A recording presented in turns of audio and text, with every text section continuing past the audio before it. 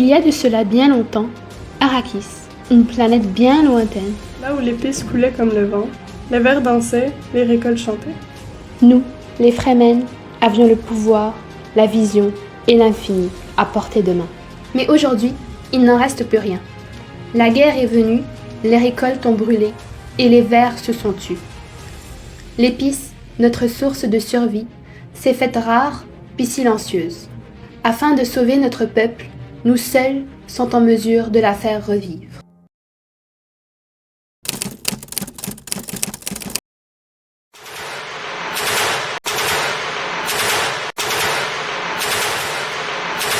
Mélodie, réveille-toi! On a eu un nouveau message de notre chef de mission, Alain! Il est encore vivant? Ici le professeur Grandbois. Si ce message vous atteint, c'est que vous êtes prêt. Prêt à quitter Arrakis et à tout risquer. Votre mission? Retrouver une molécule ancienne, née sur Terre, la pipérine. Comme vous le savez, Fremen, cette molécule précieuse est un alcaloïde présent dans le poivre, responsable de son goût piquant. Elle est fréquemment utilisée dans les additifs alimentaires afin de faciliter l'absorption des nutriments. Elle pourrait sauver Arrakis, renforcer nos puissances et permettre de nouveaux traitements grâce à ses propriétés d'antioxydants et d'anti-inflammatoires. Une terrienne, Madame Stéphanie Cormier, vous guidera. Mais faites gare, ne lui révélez pas votre identité. Je vous ai choisi, Fremen, Raja et Mélodie. L'avenir d'Arrakis repose entre vos mains. Bien reçu, chef. Mélodie, on a une nouvelle mission. On doit partir extraire la pipérine à partir du poivre noir et du poivre blanc, grâce à la méthode du Stuxley. J'ai trouvé la recette de caractérisation. Faut faire le spectre infrarouge et la chromatographie sur couche mince pour valider la pureté de notre produit. Nous sommes prêts. C'est le moment d'agir.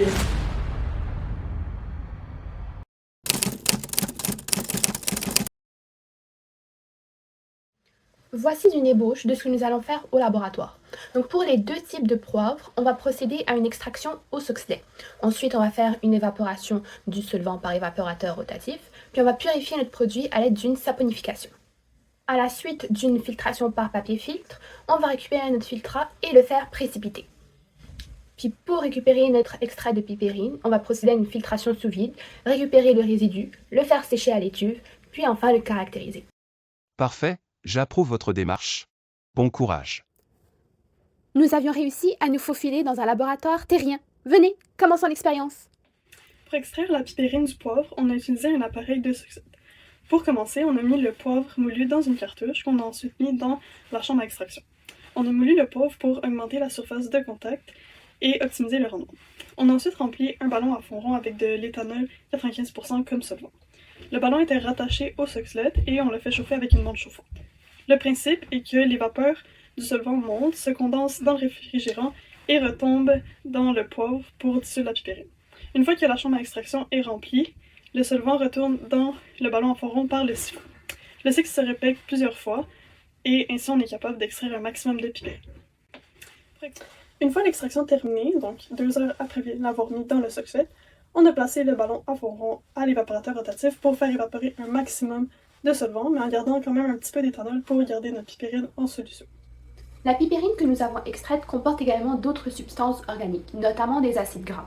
Et pour les éliminer, on a procédé à une réaction de saponification. Mais maintenant, on peut se demander, d'où viennent ces acides gras? En fait, lorsqu'on a fait notre extraction au Stuxley, donc que ce soit pour le poivre noir ou le poivre blanc, donc notre solvant, qui nous était l'éthanol, il a extrait la pipérine, mais aussi d'autres acides gras et d'autres lipides qui étaient déjà présents dans le poivre initial. Et donc pour les éliminer, on les a saponifiés en rajoutant une solution de cow-wash. Voyons comment ça fonctionne plus en détail. Donc comme illustré, on peut voir que lorsqu'on rajoute notre solution de cow-wash, la base elle va réagir avec les acides gras qui sont présents dans notre pipérine et donc les liaisons ester vont être brisées, ce qui va mener à la formation de sels d'acides gras. Un petit détail. Dans notre poivre initial, la majorité des acides gras qui sont présents sont libres. Donc après notre réaction de saponification, un des produits formés sera de l'eau. Mais on doit aussi tenir en tête que d'autres types d'acides gras peuvent être présents dans le poivre, notamment des triglycérides. Même s'ils sont présents en faible quantité, on doit également prendre en compte que du glycérol pourrait être formé suite à cette réaction. Par la suite, on a attendu une trentaine de minutes, le temps que le cow-wash réagisse en solution. Et ça a permis aux sels d'acide gras, qui eux ils étaient insolubles dans l'éthanol, ils se sont précipités au fond du ballon et on a pu les éliminer avec une filtration par papier filtre. Et cette étape nous a permis de récolter la pipérine en solution dans un état plus purifié.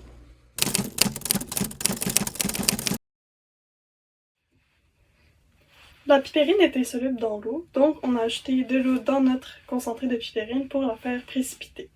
On a ensuite mis le mélange au frigo pour pouvoir diminuer davantage la solubilité et ainsi avoir un maximum de produits précipités pour notre pipérine. Comme vous pouvez le constater, après une semaine, lorsque notre pipérine a eu suffisamment de temps pour précipiter, on a pu la récupérer grâce à une filtration par verre frité.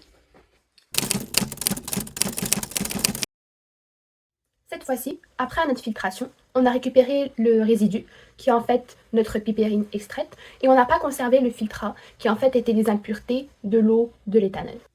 Pour finir, on a transféré nos produits à l'étuve à une température de 100 degrés pendant une trentaine de minutes, juste pour éliminer toutes les traces résiduelles d'eau ou d'éthanol qui était notre solvant initial. On a de nouvelles indications de la part du haut commandant. Une fois le produit isolé, nous devons nous assurer que la pipérine obtenue sera en mesure de remplacer l'épice d'Arrakis. Et oui, on a pensé à tout. On va commencer par valider la pureté de notre pipérine grâce au spectre infrarouge. En spectroscopie infrarouge, on mesure quelle longueur d'onde de la lumière infrarouge sont absorbées par une molécule. Donc chaque liaison va absorber l'énergie à une fréquence particulière. Et sur le spectre, on va voir apparaître plusieurs pics qui vont correspondre à une vibration spécifique. En analysant ces pics-là, on pourrait déterminer et identifier les groupes fonctionnels de notre molécule. Et c'est ce qu'on a fait. Pour le spectre de la pipérine extraite du poivre noir, on observe les liaisons alcane CH-sp3, alcane CH-sp2, alcène CC, CO amide, CC aromatique et ester. Et on observe également les mêmes types de liaisons dans notre pipérine extraite du poivre blanc. Voici un petit tableau récapitulatif qui indique le type de liaison observé ainsi que les longueurs d'onde absorbées pour chacun de nos spectres infrarouges. Étant donné qu'on doit s'assurer que notre pipérine puisse remplacer l'épice d'Arrakis, on doit s'assurer que notre pipérine extraite a les mêmes propriétés que celle pure. En les analysant, on en vient à la conclusion que l'extraction est réussie, puisque nos spectres théoriques et expérimentaux concordent entre eux et possèdent les mêmes types de liaisons. Une alarme! Une impureté a été détectée, allons voir ça! La chromatographie sur couche mince, ou CCM, c'est une méthode qui est utilisée pour séparer les différents composants d'un mélange. Pour faire une CCM, on doit mettre une goutte de mélange sur une plaque de silice. Ensuite, la plaque est mise dans une sonde chromatographique qui contient un solvant. Dans notre cas, on avait de l'acétate d'éthyle et du cyclohexane. Les gouttes vont ensuite monter par capillarité. Chaque composé va se déplacer plus ou moins en fonction de sa polarité et de son affinité avec le solvant et avec la plaque de silice. À la fin, il va y avoir plusieurs tâches. On va pouvoir les observer sous la lampe UV et ainsi calculer un rapport, le RF, pour comparer les résultats. Pour caractériser notre produit, on a utilisé la chromatographie sur couche mince. En l'analysant, on remarque que les RF associés à la pipérine pure sont présents dans nos produits expérimentaux de poivre blanc et de poivre noir. Donc on sait que l'extraction a bien fonctionné. Par contre, les extraits ne sont pas totalement purs, on observe des tâches supplémentaires sur notre CCM pour les deux produits expérimentaux. Pour ces tâches supplémentaires, c'est des impuretés, donc ça pourrait être soit des acides gras qu'on n'a pas réussi à neutraliser avec le KOH, ça pourrait aussi être des huiles essentielles comme le limonène, ou ça pourrait être tout simplement d'autres molécules organiques qui sont solubles dans l'éthanol et non solubles dans l'eau. On remarque sur la CCM qu'il y avait deux tâches pour le produit pur. Ça peut s'expliquer par le fait que la pipérine pure s'est dégradée.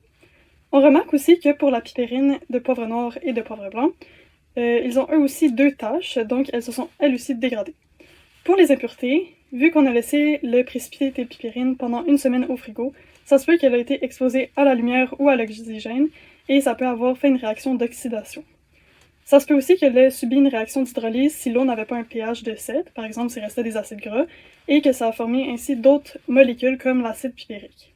Donc la pipérine est restée en solution pendant une semaine et ça l'a rendue plus vulnérable et ça se peut qu'elle ait réagi avec d'autres composantes de ce mélange. L'atteinte des objectifs est donc partielle. Qu'en est-il du rendement? Comment pourriez-vous faire pour améliorer votre expérience? Pour le poivre noir, on avait une masse initiale de 17,595 g. Donc on s'attendait à avoir une masse de pipérine de 0,88 g, ce qui représente environ 5% de pipérine pour le poivre noir. mais on a eu seulement 0,159 g, donc un rendement de 18%. Pour ce qui est du poivre blanc, on avait une masse initiale de 17,171 g, donc on s'attendait à avoir 0,515 g, ce qui représente 3% de pipérine pour le poivre blanc. Par contre, on a obtenu 0,572 g de pipérine pour un rendement de 111%. Le rendement nous indique donc que le produit est impur, et on a remarqué en faisant notre caractérisation que la pipérine avait une couleur qui tendait plus vers le brun que vers le jaune. Comme mentionné, en fait, on a réussi à isoler la pipérine. Mais par contre, la CCM, elle a révélé des impuretés qui n'étaient pas visibles sur le spectre infrarouge. Et donc, pour améliorer la pureté finale de nos produits, après la récupération de la pipérine, on suggère une recristallisation supplémentaire, et ce pour les deux types de poivre. Il est vraiment important de minimiser au maximum le solvant qu'on utilise, sinon notre pipérine aura de la difficulté à recristalliser, et c'est ce qui nous est arrivé pour notre poivre noir, et c'est pour ça qu'on a eu un rendement très faible, juste de 18%. Une autre cause d'erreur pourrait expliquer l'échec de notre cristallisation, et elle serait directement reliée à la présence de glycérol, dont je vous avais mentionné tout à l'heure qui était en fait un des produits possibles de la saponification. En fait, notre glycérol, qui pourrait être une des impuretés, va interférer et agir comme un agent de solvation. C'est-à-dire qu'il va créer un milieu dans lequel les molécules de piperine auront de la difficulté à s'organiser en une certaine structure cristalline particulière. Et donc c'est la viscosité du glycérol qui va rendre l'agglomération des molécules de piperine plus difficile et donc l'empêcher de recristalliser. Vu que notre glycérol serait présent en très faible quantité, ça expliquerait pourquoi dans le spectre infrarouge, on ne l'a pas remarqué. Alors que dans la CCM, qui elle est beaucoup plus sensible aux légères impuretés et au degré de polarité des molécules, on a remarqué d'autres impuretés. La présence du glycérol dans notre composé final reste tout de même une hypothèse, parce qu'on ne peut pas vraiment s'assurer de tous les types d'acides gras qui étaient présents dans notre poivre initial et qui pourraient avoir comme conséquence, après la saponification, la formation du glycérol. Par contre, ce qu'on pourrait faire, c'est utiliser une technique CCM, mais en utilisant comme témoin le glycérol pur. Et en comparant les RF, on pourrait voir si notre glycérol est effectivement présente dans notre pipérine. Si, après tous les tests qu'on suggère, on se rend compte qu'il y a effectivement présence du glycérol dans notre pipérine finale, il y aurait toujours un moyen de l'éliminer. Donc après notre réaction de saponification et la filtration qui suit, lorsqu'on a obtenu notre filtrat, on pourrait procéder à une extraction liquide-liquide.